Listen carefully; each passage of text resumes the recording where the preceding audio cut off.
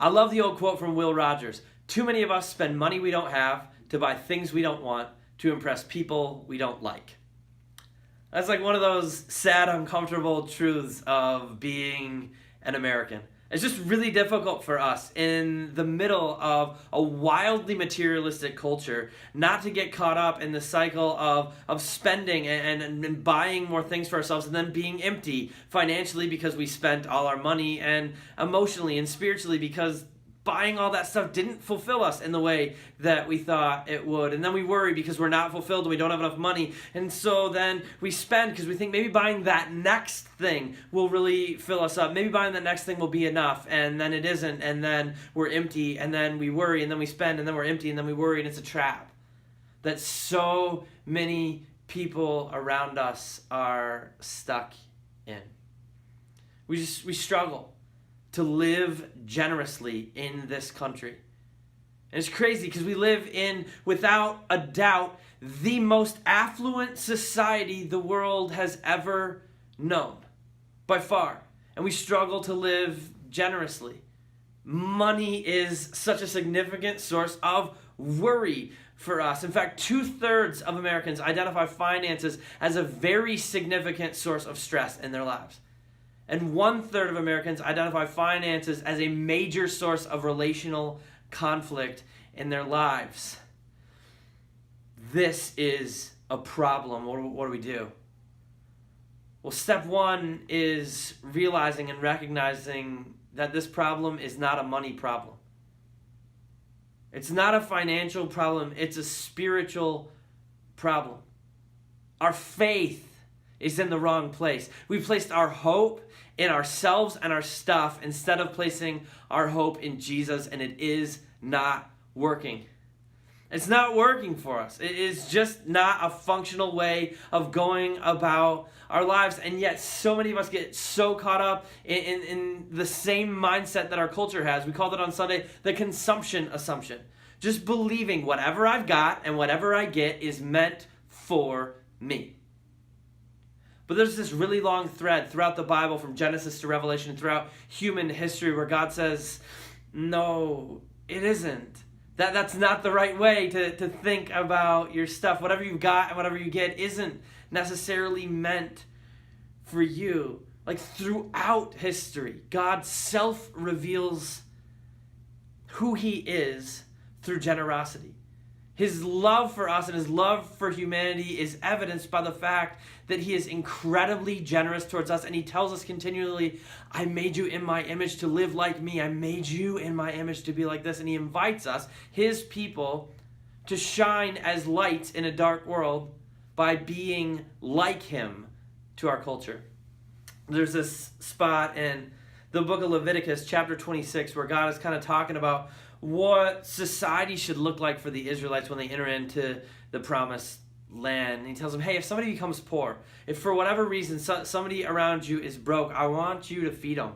I want you to take care of their needs out of your excess. And if you don't have any excess, then I want you to sell them what they need, but at no profit.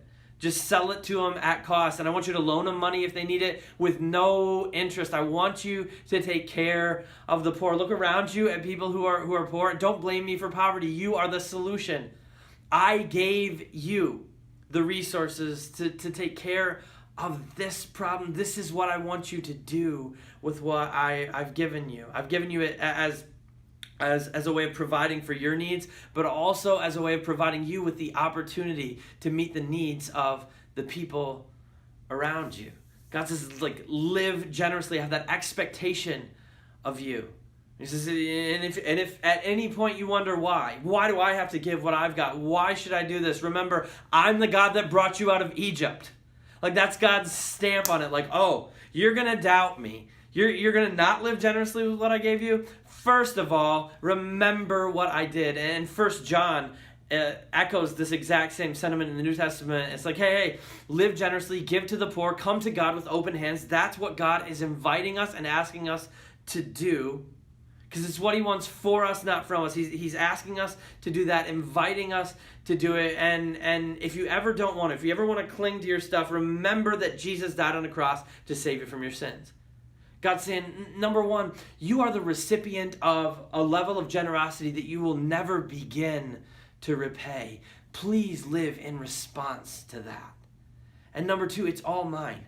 It's all mine, and I entrusted it to you. And if you live like it's all mine, and I can do with it whatever I want, and you don't cling to it, you're going to experience the life and the meaning and the purpose that I made you for. It's a better way. It's a better way. And so my challenge to all of us this week is just to think differently about our money and our stuff. I know it's hard. I know that on a personal level. I know it's difficult, but I want to challenge us to start viewing what we've got and what we get as God's, as resources that he entrusted to us with the purpose of providing for us and also providing us with the opportunity to bless those around us, sometimes sacrificially, sometimes in ways that aren't super comfortable. And I just challenge us this week to come to God with open hands and live generously. Take the mindset and the lens that Jesus had when he gave everything for us, and come to God willing to give whatever it takes to bless the people around us. And I think if we don't do it, like if we can't get this one right, if we keep on clinging to our things and putting our hope and our finances instead of our God, if we keep on living like we don't actually believe that Jesus meant what he said, and we don't actually believe that his promises are true, I think, number one, we miss out on purpose and we miss out on life, and we lock ourselves in a prison of worry and stress that God set us free from. And number two, we reflect a pretty inaccurate picture of God to our world. Like we fail to shine the light. We fail to reflect to the world this God who is incredibly generous, because people look at his people and see stinginess and see selfishness. Like if we give God what costs us nothing, we got a hole in the gospel that we're preaching. Mother Teresa, I love the way she said it. She said, if you give what you don't need, that's not giving.